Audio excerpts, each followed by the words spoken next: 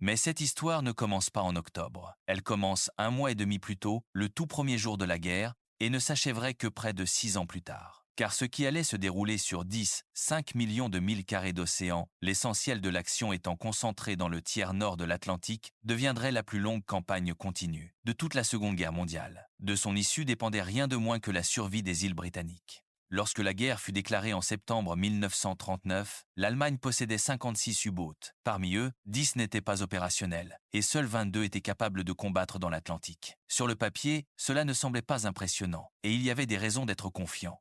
Les convois de navires marchands avaient surmonté la menace des U-boats lors de la Première Guerre mondiale. Depuis, un nouveau dispositif de détection sous-marine, connu sous le nom d'ASDIC du nom de son organisme concepteur, le comité d'investigation anti-sous-marine, avait été mis au point, ainsi que des grenades sous-marines plus efficaces à réglages multiples, renforçant la puissance des escorteurs navals. L'opinion dominante était claire, il y avait peu à craindre des U-boats. La véritable inquiétude semblait venir des puissants bâtiments de surface allemands. Cette illusion fut rapidement et brutalement brisée. Quelques heures après la déclaration de guerre, le paquebot Athenia fut torpillé et en 6 semaines, les U-boats avaient coulé le porte-avions Courageux et, à Scapa Flow, le cuirassé Royal Oak. Les 17 U-boats de haute mer opérant dans l'Atlantique attaquaient bientôt les navires marchands avec une férocité que personne n'avait anticipée. Le système des convois, malgré toute sa logique, n'était pas infaillible. Un convoi avançait à la vitesse de son navire le plus lent, et le mauvais temps dispersait fréquemment les colonnes bien ordonnées. Même par bonnes conditions, la discipline du convoi pouvait être compromise par des navires s'écartant de la ligne ou laissant échapper de la fumée et des étincelles de leur cheminée la nuit, un signal pour tout prédateur aux aguets. En outre, jusqu'en août 1940, lorsque les convois lents furent introduits, les navires faisant moins de 9 nœuds naviguaient indépendamment, totalement seuls sur l'océan ouvert. Les ressources de la Royal Navy étaient cruellement limitées. En 1939, elle ne pouvait fournir en moyenne que 2 escortes par convoi, et aucune de ces escortes n'était capable de naviguer à plus de 500 milles à l'ouest de la Grande-Bretagne. Au-delà de ce point, les navires marchands étaient livrés à eux-mêmes. Dans les airs, la situation n'était guère meilleure. Le groupe numéro 15 du Coastal Command avait la responsabilité aérienne de l'Atlantique, mais ses 5 escadrons d'avions basés à terre et d'hydravions manquaient de portée et de capacité pour compenser la faiblesse navale. Comme l'expliqua plus tard un officier, le Coastal Command ne bénéficiait pas de l'attention accordée au Bomber Command et au Fighter Command. Il devait donc se contenter d'une variété d'appareils, et pas en très grand nombre. Il disposait de l'Anson, du Hudson, du Wellington et du Whiteley. En matière d'hydravions, il avait le Sunderland, le Stranraer et le London, et son seul bombardier torpilleur était le vieux Wildebeest, déjà obsolète. La situation était si désespérée que, durant les 9 premiers mois de la guerre, le Coastal Command déploya même des biplans Tiger Moth et Hornet pour effectuer des patrouilles côtières, des biplans à la chasse aux sous-marins. Cela en dit long sur l'ampleur de la crise. Et pourtant, l'amirauté avait eu raison sur un point. La flotte de surface ennemie constituait une menace réelle. Le grand amiral Erich Raeder, commandant en chef de la marine allemande, il reconnut que, s'ils étaient employés comme croiseurs de surface, ces navires de ligne pourraient semer le chaos. Au cours du mois d'août 1939, les cuirassés de poche Admiral Graf Spee et Deutschland, plus tard rebaptisés Lützow, s'étaient glissés dans l'Atlantique après avoir coulé 9 navires marchands en 4 mois. Le Graf Spee fut acculé par une escadre de la Royal Navy au Rio de la Plata et sabordé par son propre équipage. Un hydravion catapulté depuis le HMS Ajax avait signalé la chute des obus pendant l'engagement. L'un des premiers exemples, au début de la guerre, d'yeux aériens guidant un combat naval. À la fin de 1939, le bilan dans l'Atlantique était déjà préoccupant. Les navires de surface allemands avaient coulé 15 bâtiments marchands et un croiseur marchand armé. Les U-boats avaient revendiqué 114 navires marchands. Chacun de ces 114 bâtiments avait été le lieu de travail de quelqu'un, le gagne-pain de quelqu'un, le dernier voyage de quelqu'un. Les marins marchands qui les armaient n'étaient pas des militaires. C'étaient des civils, des matelots et des chauffeurs, des cuisiniers et des ingénieurs qui avaient signé des contrats pour transporter des cargaisons et se retrouvèrent dans la ligne de mire d'une guerre navale qu'ils n'avaient jamais imaginée. Et cela, comme les événements allaient le prouver, n'était que le prélude, car le pire de la bataille de l'Atlantique n'avait pas encore commencé. Ils se préparaient au large, dans les houles grises hors de portée de toute escorte, où les meutes de loups apprenaient à chasser. Les 5 premiers mois de 1940 furent trompeusement calmes dans l'Atlantique. Le mauvais temps et le retrait des U-boats pour les campagnes du Danemark et de la Norvège firent que, durant janvier et février, 85 navires furent perdus. Un chiffre sinistre, mais le rythme ralentit à seulement 43 pertes entre mars et mai. Ceux qui voulaient y croire eurent l'impression que le pire pouvait être maîtrisé. Ce ne fut pas le cas. En juin, les U-boats revinrent avec une vigueur redoublée, détruisant 58 navires marchands. Entre juillet et octobre, ils en coulèrent 217 autres. Les loups gris avaient appris et on leur avait donné de nouvelles dents. Les commandants de U-boats avaient commencé à varier leurs tactiques avec une ingéniosité meurtrière. Au début, ils avaient repris l'approche de la Première Guerre mondiale, consistant à frapper depuis les profondeurs ou repérer un convoi relevait largement du hasard. Le système de détection ASDIC, dans lequel la Royal Navy avait placé tant d'espoir, était conçu pour détecter les navires submergés. Un U-boot en surface attaquant de nuit était essentiellement un fantôme et la menace s'aggravait. La formation de convois côtiers protégés par des chalutiers armés du service de patrouille de la Royal Navy apporta un certain succès, mais le voyage d'un navire marchand ne s'achevait pas lorsqu'il traversait l'Atlantique. Il devait ensuite longuer la côte jusqu'à sa destination finale, à la merci des mines, des U-boats et des avions ennemis. Il n'y avait plus d'eau sûre. La capitulation de la France en juin 1940 ouvrit des bases sur la côte atlantique aux navires de guerre et aux sous-marins allemands. Les U-boats pouvaient désormais passer la majeure partie de leur temps en mer, à cheval, sur les routes des convois bien au-delà de la portée des escortes britanniques. L'ouest de la France offrit également à la Luftwaffe des bases précieuses d'où frapper la navigation. Malgré leur capacité limitée, les avions britanniques contribuèrent à la défense des convois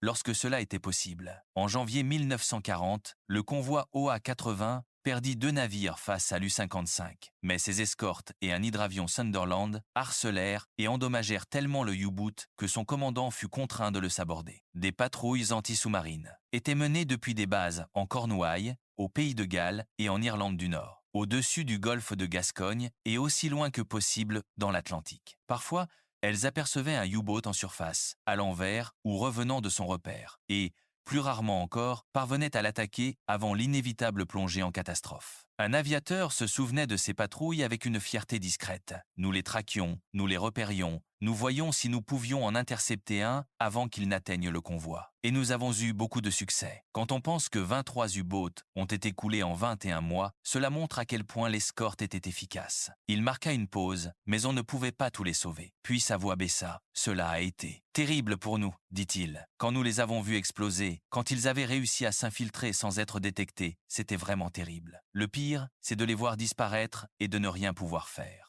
Un vétéran, un marin de la marine marchande, se souvenait de l'arrivée de la couverture aérienne, même si elle n'était jamais suffisante. Je ne saurais dire à quel point, dit-il, mais je sais que nous avions une couverture aérienne. Et je dois dire que la Fleet Air Arm, ils étaient formidables. Même les petits porte-avions. Ils étaient envoyés en observation pour repérer les U-boats, ils nous ont beaucoup aidés. Mais durant ces mois sombres, ces petits porte-avions et ces avions fatigués étaient tout ce qui se dressait entre les convois et l'anéantissement. Les Allemands, entre-temps, disposaient d'un avion qui terrorisait les convois. Le Focke-Wulf Condor avait une portée opérationnelle de 800 miles dans l'Atlantique, bien au-delà de celle de toute escorte de convois existante. En plus de repérer les convois pour les meutes de loups, les Condors attaquaient des cibles vulnérables avec leur propre charge de 17 bombes de 150 kg. En 1940, ils ont coulé 11 navires. En plus d'endommager le paquebot Empress of India, qui fut ensuite achevé par un U-boat, le Condor était une condamnation à mort pour tout navire qu'il trouvait isolé. Au cours des 3 derniers mois de 1940, les navires de guerre allemands firent de nouveau irruption dans l'Atlantique. Le 27 octobre, le cuirassé de poche Admiral Scheer quitta l'Allemagne et échappa à toutes les patrouilles aériennes et maritimes. C'était un prédateur redoutable, rapide, lourdement armé et conçu pour distancer tout ce qu'il ne pouvait pas combattre. Après avoir coulé un navire marchand le 5 novembre, il intercepta un convoi protégé par un seul croiseur marchand armé, le HMS Jervis Bay, dont les canons de 6 pouces étaient totalement surpassés par l'armement de 11 pouces du cuirassé. Les calculs de l'engagement étaient sans espoir. Le Jervis Bay n'avait aucune chance de survivre, encore moins de gagner. Néanmoins, il chargea l'ennemi. Son capitaine tourna son navire vers le cuirassé et ouvrit le feu, sachant que chaque minute pendant laquelle il pouvait retenir l'attention de l'amiral Scheer était une minute durant laquelle les navires marchands pouvaient se disperser dans l'obscurité grandissante. Le Jervis Bay brûla et coula, et la plupart de son équipage disparut avec lui, mais son sacrifice acheta juste assez de temps. Seuls 5 navires du convoi furent finalement rattrapés par le navire de guerre allemand. Les autres s'échappèrent dans la nuit, sauvés par le courage d'hommes qui savaient qu'ils allaient mourir. À la fin de 1940, la deuxième phase de l'activité des navires de guerre allemands dans l'Atlantique avait fait au total 17 navires victimes, mais ce sont les U-Boots qui saignaient la Grande-Bretagne à blanc. En 1940, les 22 millions de tonnes de nourriture parvenant en Grande-Bretagne avant la guerre avaient diminué de près de 50%.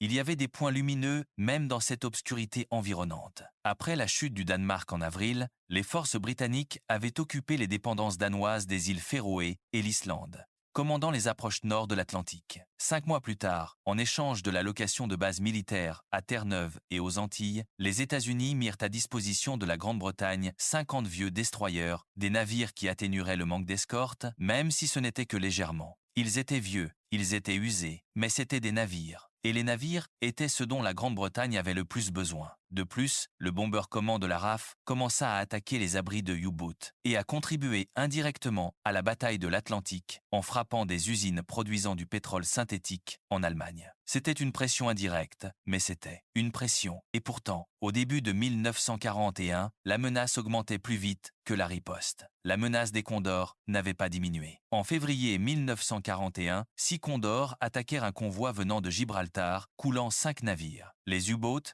furent responsables de 60 navires marchands en janvier et février seulement. Les attaques venaient d'en haut et d'en bas, de jour comme de nuit. Par tous les temps, favorables ou non, les bombardiers Junkers, Ju-88 et Hinkley Sutton, opérant depuis des bases françaises, commencèrent également à poser de sérieux problèmes, frappant les convois côtiers et les installations portuaires avec une assurance croissante. En mars, la loi américaine de pré-bail atténua les pénuries d'équipements. Le mois suivant, l'Islande devint pleinement opérationnelle comme base pour les navires et les avions. À mesure que davantage de bases le long de la côte canadienne entraient en service, la zone de couverture s'étendait progressivement. En juillet, la marine des États-Unis accepta d'assurer des missions d'escorte limitées dans l'Atlantique occidental. Pas encore en guerre, mais n'étant plus tout à fait neutre. Et puis il y avait Bletchley Park. Le Government Code and Cipher School avait commencé à décrypter régulièrement le code naval allemand, ce qui lui permettait d'intercepter les transmissions destinées aux U-Boats dans les airs. L'innovation naquit du désespoir, dans une tentative d'améliorer la couverture aérienne des convois. Le navire CAM, le Catapult Aircraft Merchantman, apparut en 1941. 5 entrèrent en service,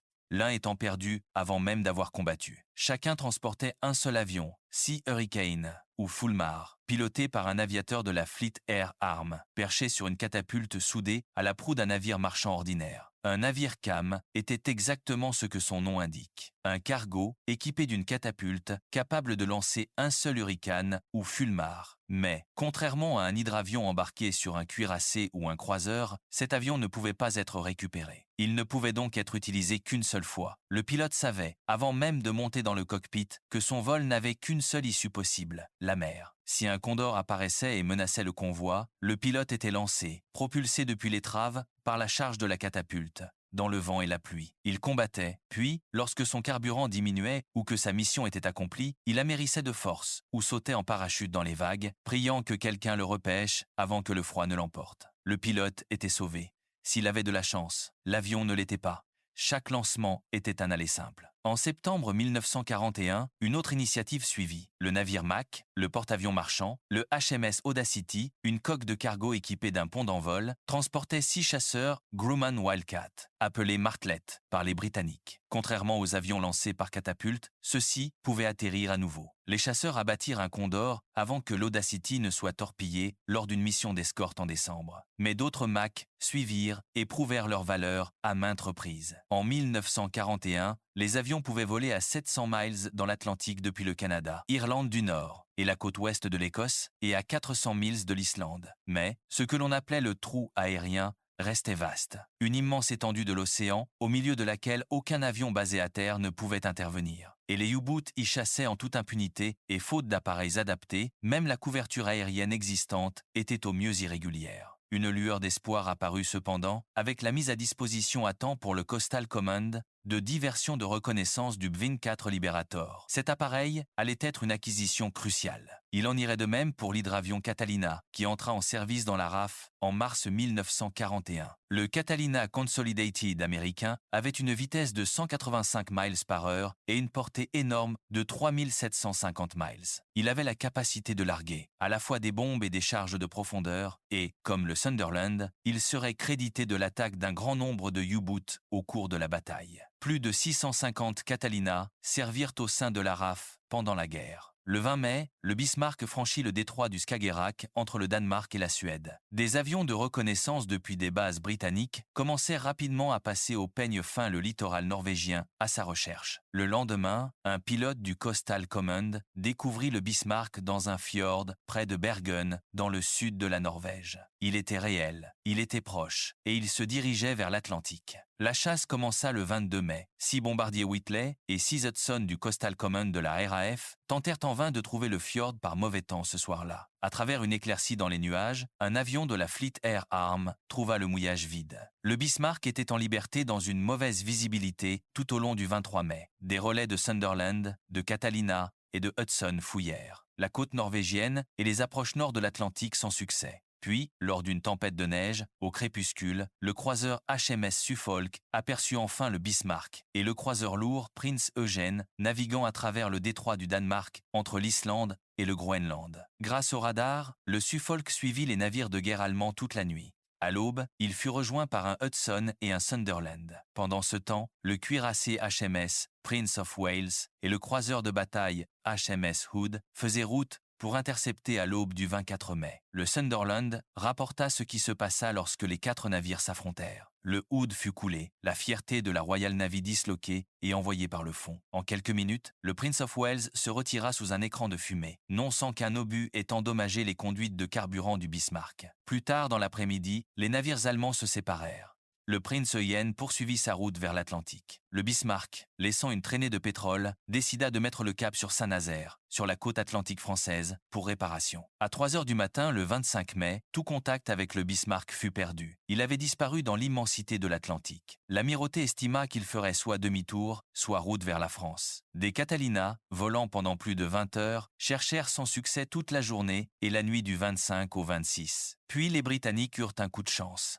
L'amiral Günther Lutyens envoya un long message radio à Berlin annonçant le naufrage du Hood. Les équipements de radiogoniométrie permirent de localiser la position du Bismarck. Un message distinct entre Berlin et Athènes fut déchiffré par Bletchley Park, révélant la destination prévue du cuirassé allemand. La course était désormais lancée pour rattraper le Bismarck, avant qu'il n'atteigne la protection de l'aviation basée à terre dans le golfe de Gascogne. Le porte-avions HMS Ark Royal faisait déjà route vers le nord depuis Gibraltar, pour se joindre à la traque. Dans l'après-midi du 26 mai, il lança des bombardiers torpilleurs Swordfish dans une mer agitée et une mauvaise visibilité. Ils repérèrent un navire isolé et attaquèrent. 2 des 13 torpilles frappèrent le Bismarck, dont l'une toucha fatalement le système de gouvernail. Tout au long de cette nuit-là, le navire sinistré navigua en cercle, incapable de contrôler sa route, son destin scellé. Le lendemain matin, le 27 mai, la Royal Navy l'acheva. L'activité aérienne tout au long de la poursuite avait été décisive. Sans elle, le Bismarck aurait atteint Saint-Nazaire et aurait continué de menacer les convois de l'Atlantique pendant des mois, peut-être des années. Et l'avion qui avait porté le coup fatal, le Fairey Swordfish, un biplan torpilleur biplace, entré en service en 1936. À une époque où les biplans de la Première Guerre mondiale étaient encore dans les mémoires, avait la capacité d'emporter une torpille de 1610 livres, ou l'équivalent en mine ou en bombe. Sa vitesse était de 138 nœuds, extrêmement lente selon tous les standards, une relique à l'ère des Spitfire et des Messerschmitt. Winston Churchill comprenait peu, être mieux que quiconque, ce qui était en jeu.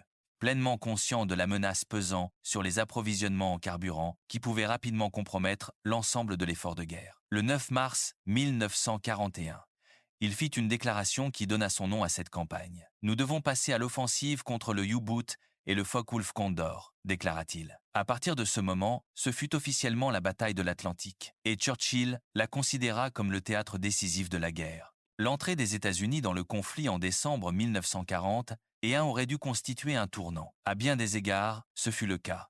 Mais cela offrit aussi aux U-boots un nouveau terrain de chasse fertile, et ce que les sous-mariniers allemands appelleraient leur temps heureux. Durant la nuit des 13 et 14 janvier 1942, l'U-123 coula 2 pétroliers se détachant en silhouette sur l'horizon illuminé de New York. 3 jours plus tard, 375 milles au sud du Cap Hatteras, le même U-boot coula un cargo et un pétrolier. Les navires marchands américains naviguaient encore avec tous leurs feux de navigation allumés, comme si la guerre concernait quelqu'un d'autre. Rien qu'en janvier 1942, 40 navires furent coulés dans l'Atlantique occidental. Les U-boots se déplacèrent vers le sud jusqu'à la Floride le mois suivant, où les eaux chaudes et le trafic côtier dense offraient une abondance de cibles. Un marin marchand qui survécut à ces eaux raconta son histoire avec la clarté dépouillée d'un homme qui avait frôlé la mort. Nous avons été torpillés à 6h40 du matin. Il dit, nous avons reçu 2 torpilles et elles ont complètement déchiré le navire. Nous avons coulé en 55 secondes. Il décrivit comment il s'était précipité par une écoutille pour trouver la porte étanche, qui aurait dû être fermée, grande ouverte. Dieu merci, ça m'a sauvé. Il dit, j'ai nagé jusqu'à une rame, et déjà 3 marins s'y accrochaient, et j'en ai vu un disparaître après un moment, puis j'ai vu l'autre sombrer, et ensuite, c'est venu. J'ai dit au gars juste à côté de moi,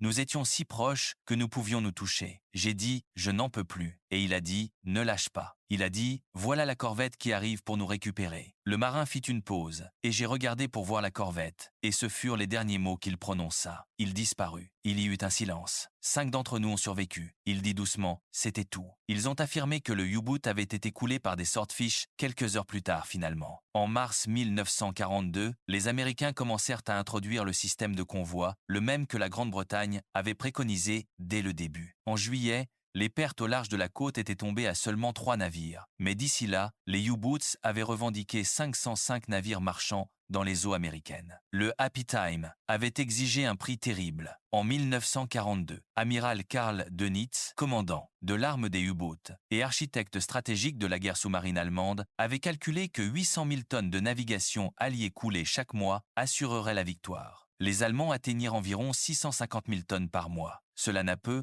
être pas assuré le triomphe instantané de Dönitz, mais cela a freiné les renforts de troupes à travers l'Atlantique. À peine une des 5 divisions canadiennes et américaines attendues atteignit l'Angleterre. Un élément puissant de la riposte alliée commença à frapper à la source le 21 octobre, lorsque 24 F-24 bombardiers de la 8e Air Force de l'armée de l'air des États-Unis décollèrent de leurs bases anglaises pour l'Orient, la grande base de U-boot sur la côte bretonne. Avant la fin de l'année, lors de 9 autres raids, 243 SB-17S et B, 24 supplémentaires quitteraient leurs aérodromes pour cette seule base sous-marine. 68 autres visèrent Brest. 176 frappèrent Saint-Nazaire, à 30, et en attaquèrent la Pallas. Les Américains étaient entrés en guerre en s'engageant dans des raids de jour avec des bombardiers lourds. Lorsque la 8e Air Force arriva en Angleterre en 1942, elle apporta 2 appareils redoutables. Le B-17 Flying Fortress pouvait voler à 317 miles par heure à 25 000 pieds et emporter une charge de bombe de 5 000 livres. Le B-24 Liberator pouvait atteindre 300 miles par heure à la même altitude avec une charge de bombe de 8 000 livres. Tous deux avaient un rayon d'action de 2000 miles. Les cibles faciles n'étant plus disponibles dans l'Atlantique occidental, Dönitz décida d'exploiter la zone au sud du Groenland qui ne pouvait pas être couvert par des avions basés à terre, les équipages de la marine marchande, avec l'humour noir qui permettait aux hommes de rester sains d'esprit dans des circonstances impossibles, l'avait déjà surnommé Carrefour des torpilles. Au début de 1943, on estimait que 112 des 240 U-boats disponibles étaient opérationnels dans l'Atlantique. La meute de loups était en dangereuse ascension. La période critique de toutes, la bataille était arrivée. La crise s'aggrava, car de novembre 1942 à avril 1943, les porte-avions d'escorte britanniques et les groupes de soutien furent redéployés pour protéger les convois, renforçant les débarquements américains en Afrique du Nord. Durant ces semaines, il y eut des succès pour l'aviation, de petites victoires dans une campagne où les progrès se mesuraient en centimètres. Le 9 février 1943, un Catalina du 202 escadron repéra et força un U-boot à plonger. Le 25 mars, un Flying Fortress du 206 escadron coula le U-189. Peu après, 2 Sunderland du 460 et une escadron mirent hors de combat le U-106. Chaque destruction comptait. Chaque U-boot détruit était un chasseur de moins dans l'obscurité du centre de l'Atlantique. Mais le taux d'échange restait désespérément défavorable et les pertes continuaient de s'accumuler.